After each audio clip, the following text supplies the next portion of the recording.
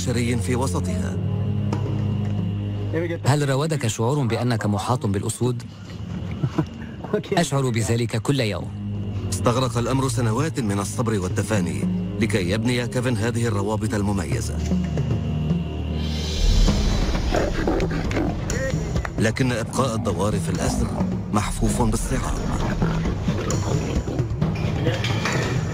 أسد بحاجة إلى عملية جراحية مستعجلة. جرو ضبع يتعلم الوقوف على 4 أقدام بالطريقة الصعبة. صغير المسكين. هناك أخبار مفجعة في إحدى جماعات الأسود. لا وجود لدليل على حدوث معركة. يواجه كيفن سباقا مع الوقت لإنقاذ الحيوانات وأماكن سكنها. أكره بشدة أن أرى هذا المكان وقد انتهى أمره والحيوانات معه. إنه حياتي وروحي.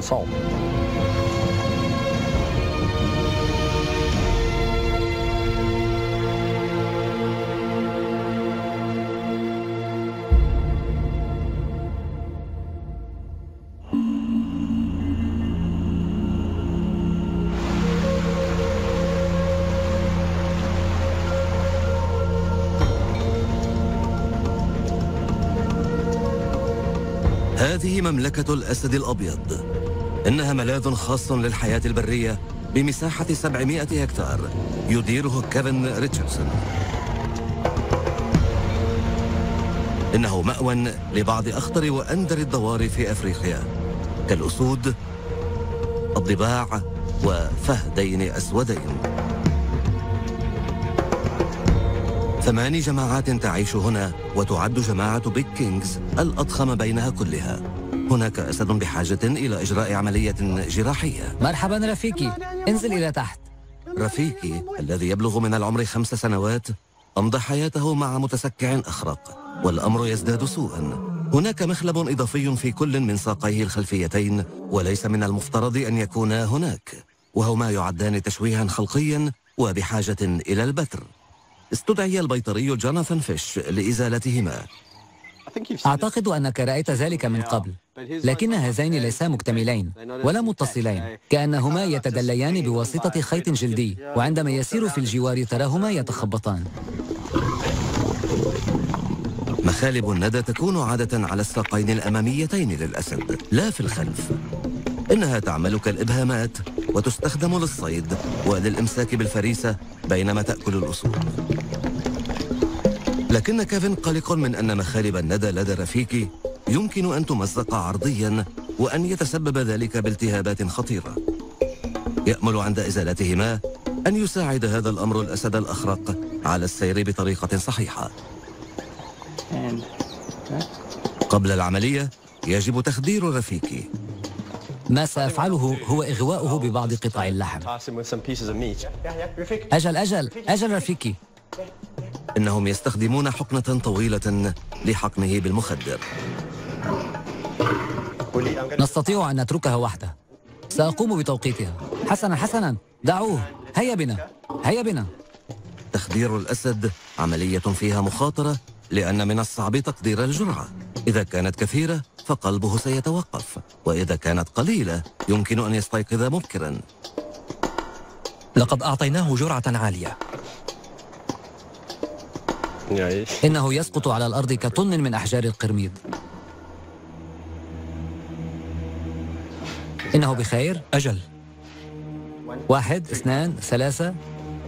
بعدما جرى تخديره بأمان، على جوناثان العمل بسرعة. سأقوم بقص الجلد أولا.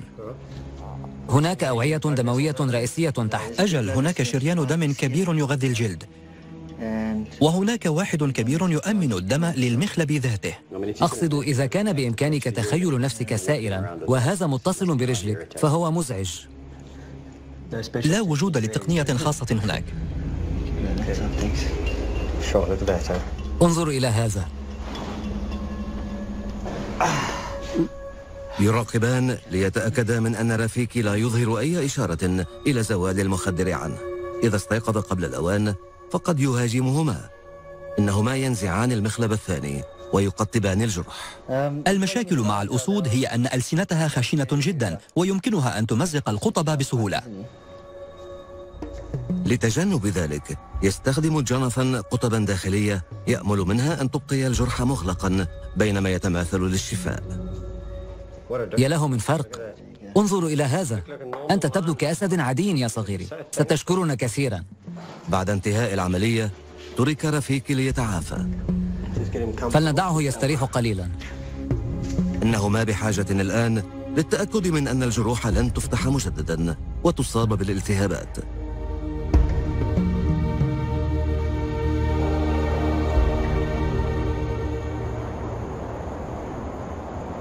بعد عدة ساعات من العملية وقبل أن يعود رفيقي إلى وعيه، أطلق لينضم إلى جماعة بيج كينجز. ربما لديه صداع قوي. استفاق رفيقي الآن وهو يحاول إيجاد الهدوء. إنه متجه إلى بقعة في الظل ويستمر الصغار في إزعاجه. لا يمكن إزعاج البالغين حقا. إنهم يفهمون ماذا يحصل. لا بأس، اتركوه وحده.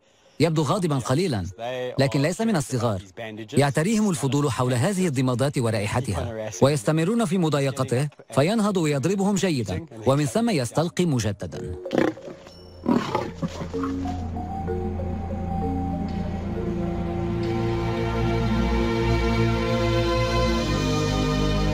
ساعد كيفن في الأساس على إعداد المملكة عام 2005 لإنتاج الفيلم الطويل بعد قصة تناولت أسداً أبيض.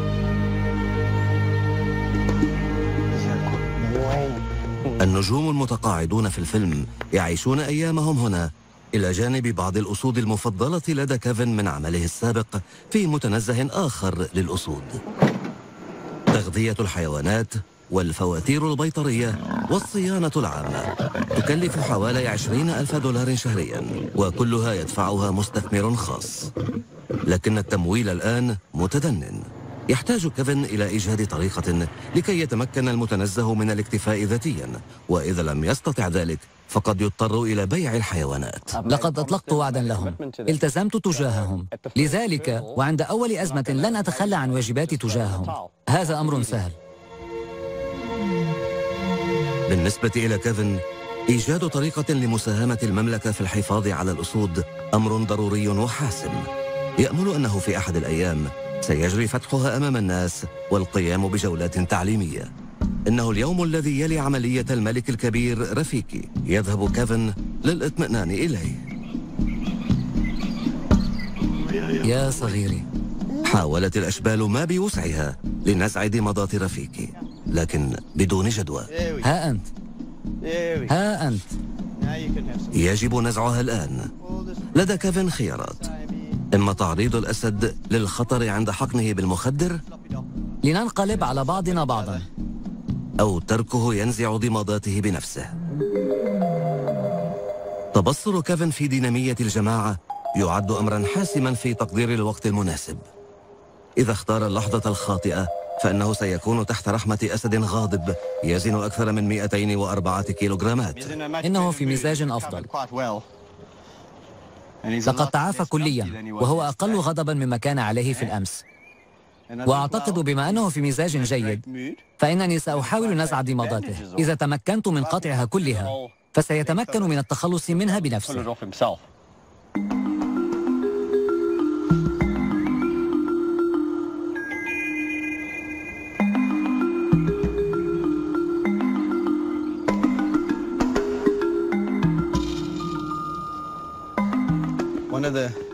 أحد الأمور الجيدة في العلاقة مع أسد ما هي أنه من السهل أن تبحث أو تفتش عن أي شيء موجود داخله دون الاضطرار لأن تخضعه. أستطيع النظر إلى الجرح الصغير وأستطيع أن أقول لا بأس، أعتقد أنه لا يحتاج إلى العلاج، وأستطيع أن أحاول الوصول إلى ضماداته الموجودة على مخلبه دون الحاجة إلى إخضاعه مجددا. حقا أنا منزعج منك. حسنا، انتهيت.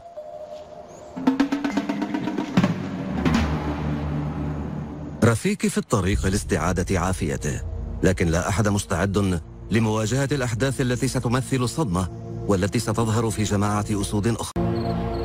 سيكشف الصباح التالي أخباراً مفجعة.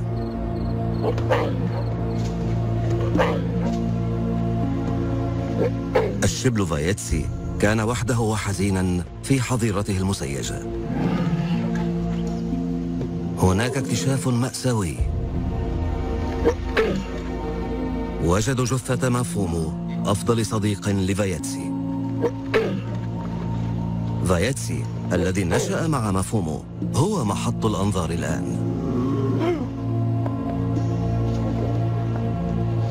في الأسابيع الخمسة الأخيرة عاش الشبلان في جماعة مع 3 أسود بالغة، تريستن، زيبو وناش، بعدما جرى التعارف بينها بنجاح. عندما جئت إلى هنا كانت الأسود موجودة حول مافومو، والمزعج جدا عندما وصلت هو أنهم كانوا يقتاتون بأمعائه المفتوحة.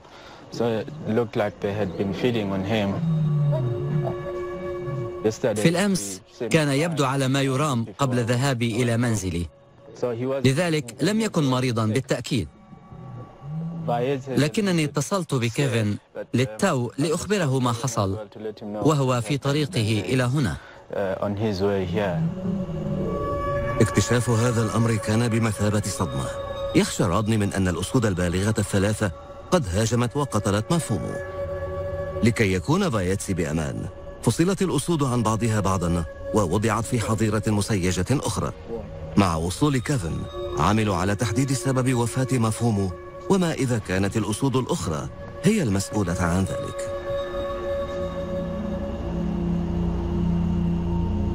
بعد سماع الأخبار الرهيبة عن موت الشبل مافومو هرع كيفن إلى المملكة. أراد أن يعرف ما إذا كانت هناك دلائل على أن الأسود ال3 تريستن، زيبو وناش هي التي قتلت الشبل. مع أن مافومو وفايتسي كما يبدو عاشا سعيدين مع الجماعة لأكثر من شهر، إلا أن تقديم أسود جديدة عملية فيها مخاطرة، حتى لو جرى ذلك بحذر شديد، لأن الهجمات العنيفة يمكن أن تحدث. لا وجود لأدلة على حدوث معركة، وإذا كان قد اشترك فيها فإن الطريقة الوحيدة التي يستطيعون قتله بها هي من رقبته، عضة فورية خانقة، ويقوم الآخرون بتمزيقه إربا. إذا نظرنا هنا فلا وجود لثقوب الجروح، لا شيء على الرقبة. لا يوجد شيء. وعلى الساقين الخلفيتين لا شيء أبدا. عندما تهاجم الأسود تتعلق بمخالبها وتعض من الخلف، ثم تطرح الفريسة أرضا، وعضة خانقة تغلق مسارب الهواء لدى الفريسة. على الرقبة، على الوجه، انظروا إلى وجهه، إنه بحالة ممتازة، لا وجود لأي علامة على وجهه. اعتقدت على الفور عندما وردني الاتصال بأنه فايتسي، وبأنه هو الذي قتل إذا كان قد التحم معهم، لأن هذا الأسد كان أكثر ثقة بنفسه وكان أكثر ودية.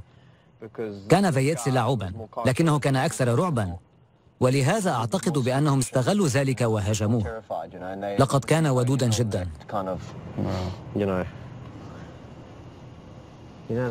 أتعلم فيما أفكر؟ يبدو اللسان متورما قليلا. أعتقد بأنها كانت أفعى. لسانه متورم ولم يستطع التنفس. الأفعى النفاثة هي أفعى سامة جدا، لدغة واحدة على الرقبة تكون كافية لكي يختنق أسد فتي، وهذا ما يعتقد كيفن أنه حدث لمافومو. لا أعرف ماذا أقول. أعتقد أن علينا دفنه اليوم، لندفنه.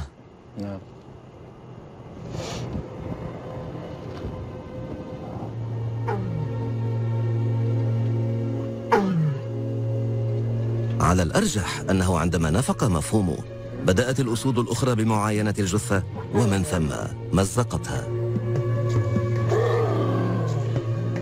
بانت الحقيقة، وهذا يحدث فعلا. إنها تحدث في البرية وفي الأسر أيضا. إذا نفق أحد الحيوانات في بعض الأحيان فإنهم يمزقونه ويبدأون بالتهامه، وفي بعض الأحيان عندما تمزق هذه الجيفة فإن غريزة الأكل والجنون تسيطر عليهم.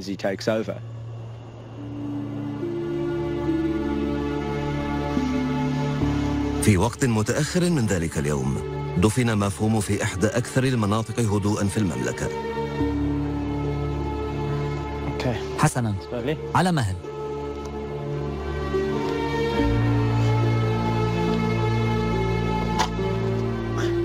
يواجه كيفن الآن ورطة.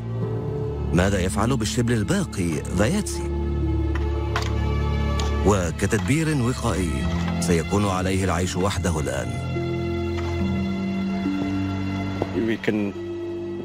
يمكننا أن نمنحه الاهتمام المطلوب وهو في هذا العمر، لكن في النهاية سينمو ويكبر وحده. لذلك علينا التفكير بجدية فيما هي الخطوة التالية، وليست لدي الأجوبة حالياً. أحاول أن أتخطى ما حدث وكيفية التعامل مع الظروف. بعدما رأى رفاقه في الجماعة يقتاتون بجثة مافومو، أصبح فاياتسي الآن جبانا وخائفا. تعال إلى هنا يا صغيري. لا يريد كيفن المخاطرة بوضع الشبل الحزين مع الأسود الأخرى من جديد خوفا من هجومها عليه. أتعلم؟ لقد عملت مع الأسود فترة طويلة، وبالتأكيد هذا الأسد يفتقد شقيقه، وسيستغرق الأمر بعض الوقت. كما هي الحال مع البشر ليتخطى هذه المرحلة، سيتخطاها ويمضي قدما. علينا فقط قضاء المزيد من الوقت معه. لا تنسى الاشتراك في القناة لتصلك فيديوهاتنا اليومية.